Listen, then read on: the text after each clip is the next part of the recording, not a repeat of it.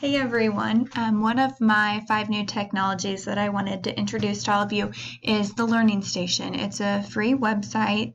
You don't have to have a login or anything like that for this website and to be able to access the videos and use them in your classroom. I love this one because I think it would be great to use in my kindergarten classroom, as they would be my main audience. I think this is something that we can use daily. And one thing at first I thought of just as a brain break and encouraging that movement in my classroom. But after looking through it and everything that's with it, there are so many topics that are covered, academic topics and also those social emotional topics that we kind of forget about or push to the side or don't spend much time on. So this would be a really good way to incorporate that stuff in my classroom. So that kind of takes care of my goals and my objectives, just making sure kids are aware. There's one. So when I went to the free videos, you can see that brain breaks is one, and if you click the next page, there are tons of them out there. So, there's brain breaks, but they also talk about seasons and holidays.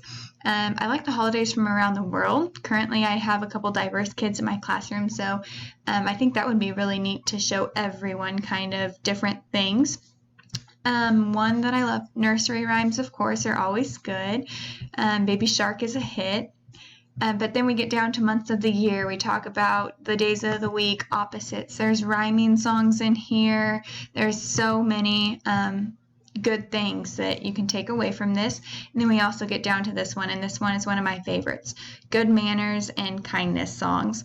As you go through here, there's just things that you think about, oh yeah, that would be good for a kid to know how to do or know what to do. So just some really good things, colors, and then we get down to yoga and meditation.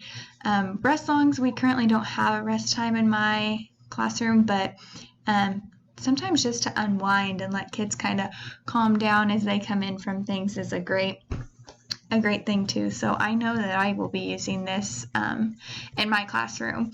After I looked at the ISTE standards, I found for educational leaders, the first one, equity and citizenship advocate, and then A, ensure all students have skilled teachers who actively use technology to meet students' learning needs. I think this does this, and it also helps with movement and encouraging that. Some kids just need that movement. I mean, it's the way they learn best. So that's what I thought this one did.